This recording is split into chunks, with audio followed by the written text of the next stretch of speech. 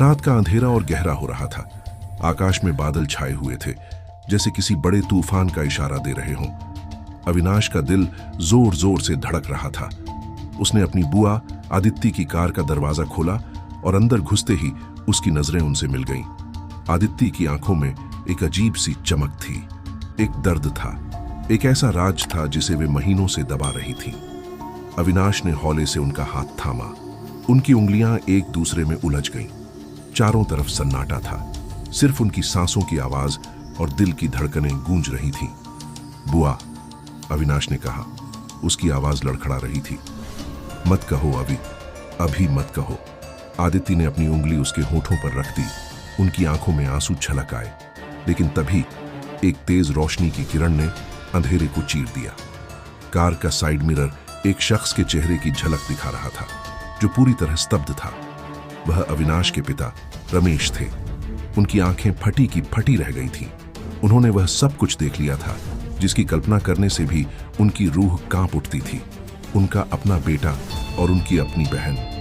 यही वह पल था जब एक अनकहा प्यार एक ऐसा रहस्य बन गया जिसने पूरे परिवार की नींव हिलाकर रख दी। नमस्ते और स्वागत है आप सभी का के स्टोन चैनल में। यहाँ आपको मिलेंगी ऐसी ही दिलचस्प, रोमांचक और मन को छू लेने वाली कहानियां। अगर आपको कहानियां पसंद है तो चैनल को सब्सक्राइब जरूर करें और बेल आइकन को दबाना ना भूलें, ताकि आप कोई भी नई कहानी मिस न करें। चलिए अब शुरू करते हैं इस कहानी का पहला भाग। अविनाश एक 21 साल का जवान लड़का था जो अपनी ग्रेजुएशन की पढ़ाई कर रहा था। वह शांत, शर्मीला लेकिन बेहद भावुक दिल का मालिक था। उसका परिवार एक संयुक्त परिवार था। माँ, पिता, दादी और उसकी सगी बुआ आदित्य। आदित्य उससे सिर्फ 10 साल बड़ी थीं। अविनाश के पिता रमेश और आदित्य एक ही माँ बाप की संतान थे। आदित्य की शादी कुछ साल पहले ही हुई थी, लेकिन अफसोस उनका पति एक कार एक्सीडेंट में चल बसा था। इस त्रासदी के बाद आदित्य मायके वापस आ गई थी। वह पूरे परिवार के लिए सहारा बनकर रह गई थी, खासकर अविनाश के लिए। शुरुआत में अविनाश और आदित्य का रिश्ता एक आम भांजे और बुआ जैसा ही था। आदित्य उसकी देखभाल करती, उसके साथ मजाक करती और पढ़ाई में मदद करती। अविनाश भी उनका बहुत आदर करता था, लेकिन धीरे धीरे समय के साथ कुछ बदलने लगा। एक शाम अविनाश को फीवर आ गया। उसकी माँ शहर से बाहर थीं और पिता ऑफिस। पूरी जिम्मेदारी आदित्य पर आ गई। उन्होंने रात भर जागकर अविनाश की सेवा की, उसके माथे पर पट्टी रखी, दवाई दी। आधी रात को जब अविनाश की नींद खुली तो उसने देखा आदित्य उसके पलंग के पास की कुर्सी पर बैठी सो गई थी। चेहरे पर थकान थी, लेकिन एक शांति भी। उस पल अविनाश के मन में आदित्य के लिए सिर्फ सम्मान ही नहीं, एक अजीब सी कोमलता की भावना जागी।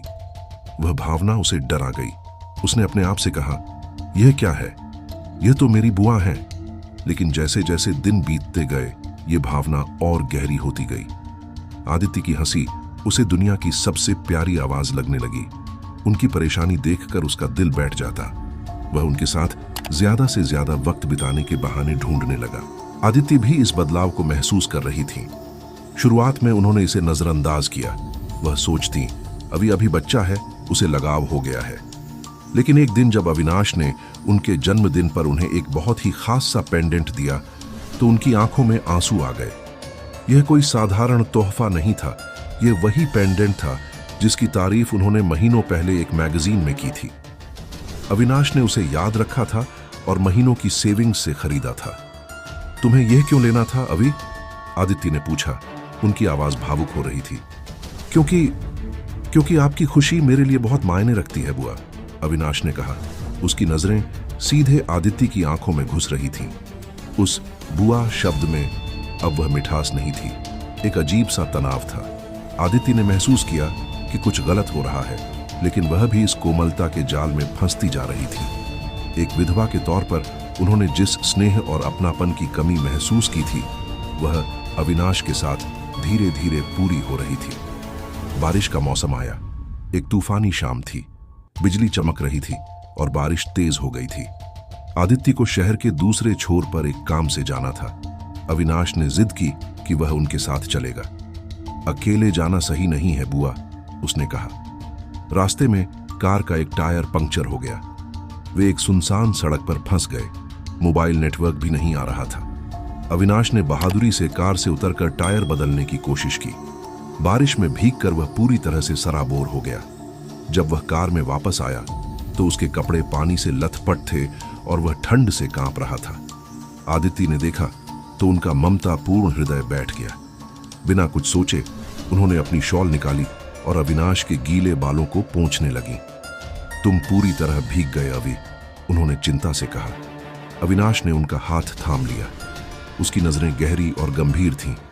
आदित्य, उसने पहली बार उन्हें उनके नाम से पुकारा। मैं तुम्हारे लिए कुछ भी कर सकता हूं। उस पल कार के अंदर का वातावरण बदल गया। बारिश की बूंदों की आवाज, शीशों पर जमा भाप, सब कुछ एक रोमांटिक सा माहौल बना रहे थे। आदित्य की सांसें तेज हो गईं। वह जानती थीं कि यह गलत है, लेकिन वह हट नहीं रही थी। अभी यह सही नहीं है। हम वह पूरा वाक्य नहीं कह पाई। मुझे पता है हम कौन हैं, अविनाश ने कहा। उसकी आवाज में दर्द था। लेकिन मैं जो महसूस करता हूं उसे रोक नहीं पा रहा हूं। मैं तुमसे प्यार करता हूं आदित्य। यह कहते ही जैसे सारी हवा निकल गई। आदित्य ने अपना हाथ खींच लिया और चेहरे पर हैरानी और डर के भाव लिए सीट पर सिकुड़ गई।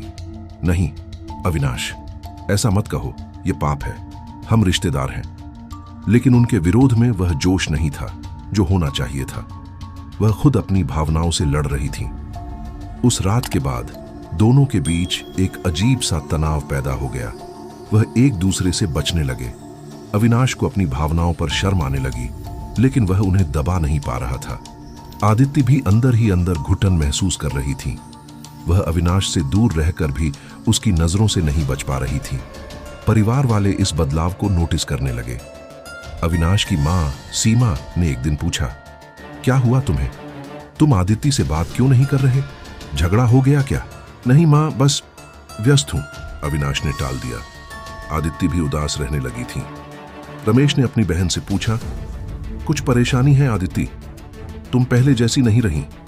सब ठीक है भैया, आदित्य ने मजबूरी से मुस्कुराने की कोशिश की। बस शायद थोड़ा सा टेंशन है, लेकिन असलियत कुछ और ही थी। फिर वह भयानक रात आई। आदित्य को देर रात किसी दोस्त के यहां से वापस आना था।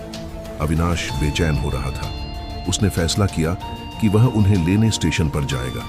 उसने अपने पिता से कहा कि वह खुद ही आदित्य को ले आएगा। जब अविनाश ने आदित्य को स्टेशन पर देखा तो वह अकेली और कमजोर सी खड़ी थी। उस पल उसके मन में सिर्फ प्यार ही नहीं, एक तेज सुरक्षा की भावना भी जागी। उसने कार रोकी और उन्हें अंदर बैठाया। शुरुआत में सफर चुप्पी में गुजरा। फिर अविनाश ने ही बात तोड़ी। आदित्य, मैं जानता हूं कि मैंने जो कहा वह गलत था, लेकिन मैं झूठ नहीं बोल सकता। मेरी भावनाएं असली हैं। आदित्य ने खिड़की से बाहर अंधेरे को देखा। आंसू उनकी आंखों से लुढ़क रहे थे। अभी यह समाज कभी स्वीकार नहीं करेगा। परिवार टूट जाएगा। तुम्हारे पिता, मेरे भैया, वह कभी बर्दाश्त नहीं कर पाएंगे। तो क्या हम सच्चाई को सिर्फ समाज और परिवार के डर से दबा दें? अविनाश ने जोश से कहा। क्या हमारी खुशी का कोई मोल नहीं? हमारी खुशी? आदित्य ने मुड़कर देखा। क्या तुम सच में सोचते हो कि इस रिश्ते में खुशी मिल पाएगी? यह तो अंधेरों में खो जाने जैसा है। तो फिर इस अंधेरे में मेरा हाथ थाम लो, अविनाश ने कहा और उसने अपना हाथ बढ़ाया। यही वह पल था जब आदित्य ने अपना आपा खो दिया। सारे नियम, सारे डर, सब कुछ भूलकर उन्होंने अविनाश का हाथ थाम लिया। उनकी उंगलियां आपस में जा लगी। दोनों के सामने दुनिया की कोई मायने नहीं रखती थी। उस पल बस वही थे और उनका प्यार। लेकिन वह नहीं जानते थे कि उनकी इस मासूम सी लगने वाली मुलाकात को एक आंख देख रही थी। अविनाश के पिता रमेश को शक हो गया था कि अविनाश का व्यवहार ठीक नहीं है। वह चुपचाप अपनी कार में उनके पीछे पीछे आ गए थे और जब उन्होंने अपने बेटे और अपनी बहन को हाथों में हाथ डाले देखा तो उनकी दुनिया ही उजड़ गई। रमेश ने अपनी कार की हेडलाइट्स ऑन की और सीधे अविनाश की कार के सामने आकर खड़े हो गए। उनका चेहरा गुस्से और दुख से विकृत हो रहा था। उन्होंने कार का दरवाजा खोला और अंदर झांका। ये क्या है? रमेश की आवाज कांप रही थी। तुम दोनों, मेरा बेटा और मेरी बहन, ये क्या शर्मनाक हरकत कर रहे हो? अविनाश और आदित्य का खून सूख गया। वे एक दूसरे का हाथ छोड़कर अलग हुए, मानो बिजली का झटका लगा हो। आदित्य की आंखों में सिर्फ डर था। जबकि अविनाश के चेहरे पर अपराध बोध और हिम्मत दोनों की लड़ाई चल रही थी। पापा, मैं, अविनाश ने कहना शुरू किया। चुप, रमेश चीखे, एक शब्द भी नहीं, घर चलो अभी। और इस तरह एक राज खुल गया, एक ऐसा राज जिसने न सिर्फ 2 दिलों को तबाह कर दिया बल्कि पूरे परिवार को एक ऐसे संकट में डाल दिया जिससे निकलना नामुमकिन सा लग रहा था। रमेश ने आदित्य को घर पहुंचाया और अविनाश को अपने कमरे में भेज दिया। पूरे घर में सन्नाटा पसर गया।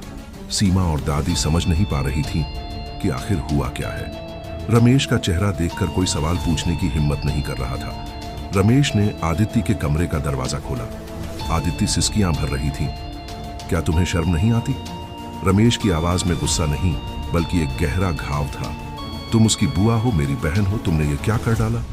आदित्य ने सिर झुकाकर कहा। माफ करना भैया, मैं रोक नहीं पाई।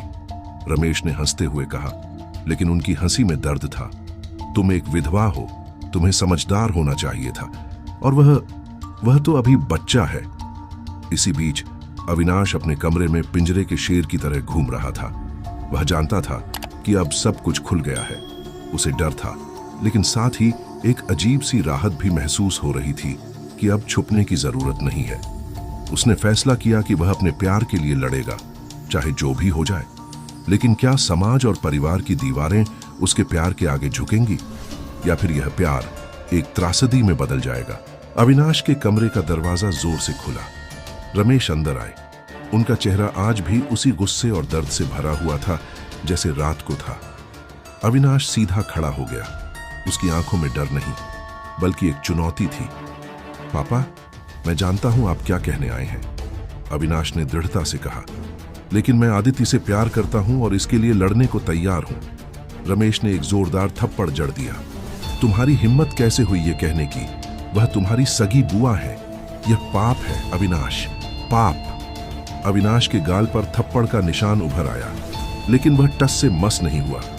प्यार पाप नहीं होता पापा, और हमने कोई गलत काम नहीं किया। बस बहुत हो चुका। रमेश की आवाज भर्रा गई। अब मैं इस घर में यह नहीं होने दूंगा। फैसला हो चुका है। यह सुनकर अविनाश का दिल धड़कना बंद सा हो गया। क्या फैसला हो चुका था? पिछले भाग में आपने देखा कि कैसे अविनाश और आदित्य के रिश्ते का राज रमेश के सामने आ गया। अब कहानी आगे बढ़ती है। रमेश के उस वाक्य फैसला हो चुका है ने अविनाश को डरा दिया। क्या फैसला पापा? तुम्हें इस शहर से बाहर भेजा जाएगा, तुम्हारी दादी के पास दिल्ली। तुम वहां जाकर अपनी पढ़ाई पूरी करोगे, रमेश ने सख्ती से कहा। नहीं, अविनाश ने विरोध किया। मैं नहीं जाऊंगा। आप मुझे आदित्य से दूर नहीं कर सकते। तुम्हारी कोई चॉइस नहीं है अविनाश, रमेश ने कहा और कमरे से बाहर निकल गए। उधर आदित्य के कमरे में सीमा और दादी उनसे बात कर रही थी। दादी का चेहरा निराशा से भरा हुआ था। बेटी, तुम्हें तो समझदार होना चाहिए था। ये कैसा पागलपन है? आदित्य आंसू बहा रही थी। दादी, मैं माफी मांगती हूं। मैंने कोशिश की, लेकिन क्या? सीमा ने पूछा। उनकी आवाज में गुस्सा था। तुम उसकी बुआ हो, तुमने उसे बिगाड़ दिया, उसकी जिंदगी बर्बाद कर दी। नहीं, आदित्य ने सिर उठाकर कहा। उनमें अचानक हिम्मत आ गई थी। मैंने उसे कभी बिगाड़ने की कोशिश नहीं की। मेरी भावनाएं भी उसके लिए उतनी ही सच हैं जितनी उसकी मेरे लिए। हाँ, यह गलत है, मैं मानती हूं, लेकिन यह बर्बादी नहीं है। यह सुनकर सीमा और दादी दोनों हैरान रह गई। उन्होंने सोचा था कि आदित्य पूरी तरह टूट चुकी होंगी और माफी मांगेंगी, लेकिन उनमें एक अजीब सी दृढ़ता आ गई थी। अगले कुछ दिन पूरे घर के लिए नर्क से कम नहीं थे। अविनाश और आदित्य को एक दूसरे से बात करने की मनाही थी। रमेश ने अविनाश के कॉलेज से ट्रांसफर सर्टिफिकेट का इंतजाम शुरू कर दिया था। अविनाश ने खाना पीना ऑलमोस्ट छोड़ दिया था। वह सिर्फ अपने कमरे में बैठा रहता। एक रात जब सब सो रहे थे, आदित्य ने हिम्मत जुटाई। वह चुपचाप अविनाश के कमरे तक गई और दरवाजे के नीचे से एक चिट्ठी अंदर सरका दी। अविनाश सो नहीं रहा था। उसने चिट्ठी उठाई और पढ़ी। प्रिय अवि, मैं जानती हूं तुम दुखी हो, मैं भी हूं, लेकिन हमें स्वार्थी नहीं बनना चाहिए। हमारी वजह से पूरा परिवार टूट रहा है। तुम्हारे पिता का दिल टूट गया है। मैंने फैसला कर लिया है। मैं इस घर को छोड़कर जा रही हूं, एक ऐसी जगह जहां कोई मुझे नहीं जानता। शायद इसी में सबकी भलाई है। तुम्हें दिल्ली जाना चाहिए। अपनी पढ़ाई पूरी करो, अपनी जिंदगी बनाओ। मैं तुम्हें हमेशा प्यार करूंगी, लेकिन अब यह प्यार एक बुआ का प्यार होगा, जैसा होना चाहिए था। माफ करना आदिति। अविनाश की आंखों से आंसू की धारा बह निकली। ये उसने कभी नहीं सोचा था। आदिति का घर छोड़ना, ये तो और भी बड़ी त्रासदी होगी। उसने फौरन जवाब लिखा और उसे आदिति के कमरे के बाहर रख दिया। आदिति, तुम नहीं जा सकती। ये मेरी गलती है, मैंने शुरुआत की। अगर किसी को जाना चाहिए तो वह मैं हूं, लेकिन मैं तुमसे वादा करता हूं, मैं तुम्हारे बिना नहीं रह सकता। अगर तुम जाओगी तो मैं इस घर को भी छोड़ दूंगा। हम साथ में भाग जाते हैं। तुम्हारा यह चिट्ठी आदित्य के हाथ लगी। उन्होंने पढ़ी और उनका दिल फट सा गया। वह नहीं चाहती थी कि अविनाश अपनी पढ़ाई और भविष्य दांव पर लगाए, लेकिन वह उसे खोना भी नहीं चाहती थी। वह एक भयंकर दुविधा में फंस गई। अगली सुबह रमेश ने आखिरकार पूरे परिवार को लिविंग रूम में बुलाया। यह फैसला सुनाने का वक्त आ चुका था। सुनो, रमेश ने शुरुआत की। उनकी आवाज भारी थी। मैंने सोच विचार कर एक फैसला लिया है। अविनाश अगले हफ्ते दिल्ली चला जाएगा। अविनाश ने मुंह खोलना चाहा, लेकिन रमेश ने उसे रोक दिया। और आदित्य, रमेश ने आदित्य की तरफ देखा। तुम्हारी शादी की बात चल रही है।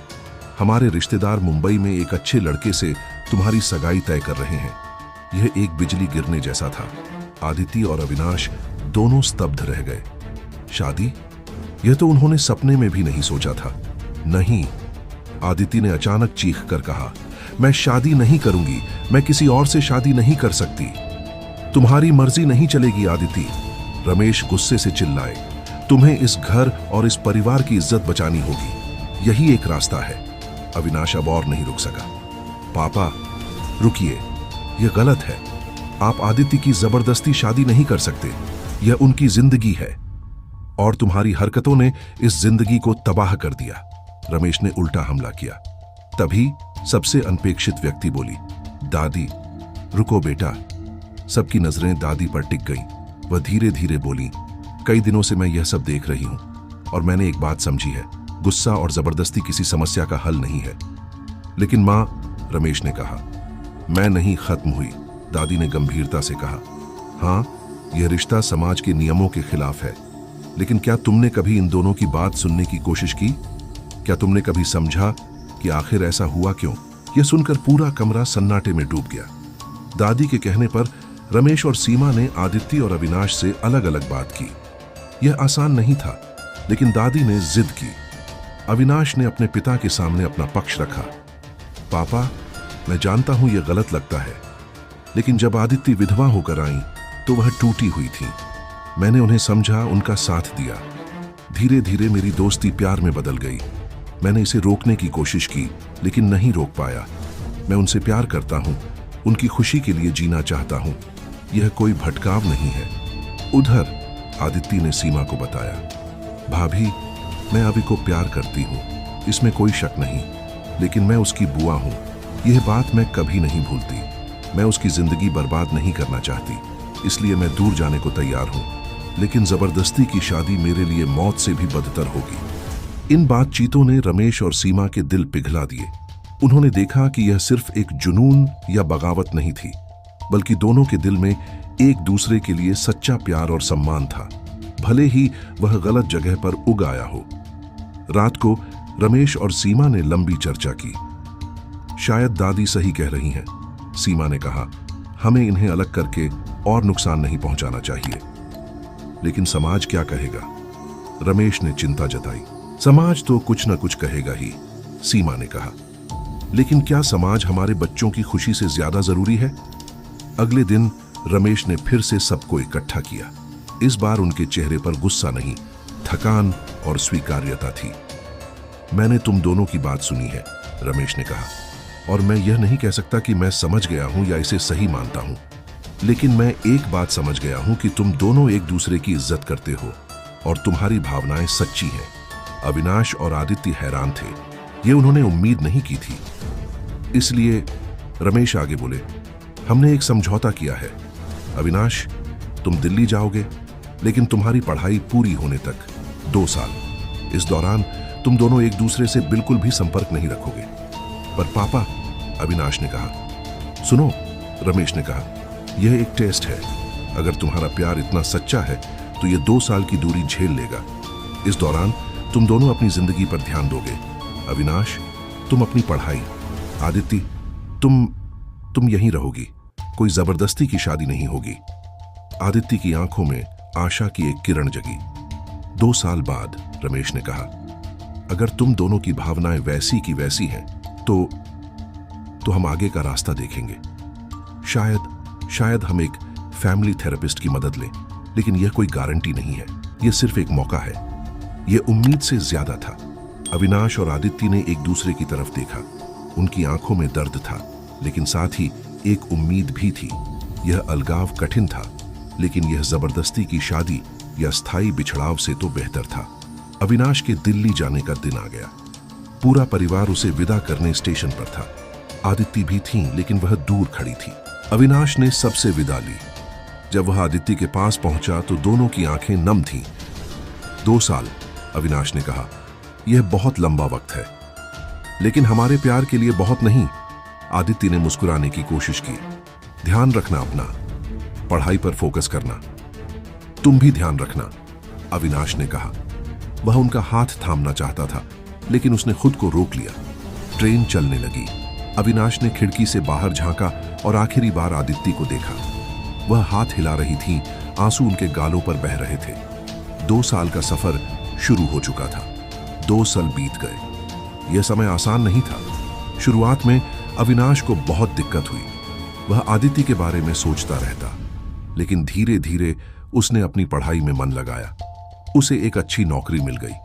आदित्य ने भी इस दौरान अपनी जिंदगी बदली। उन्होंने एक छोटा सा बुटीक खोल लिया और आर्थिक रूप से आत्मनिर्भर बन गई। वह अविनाश के बारे में सोचती रहती, लेकिन उन्होंने भी अपनी एक नई पहचान बनाई।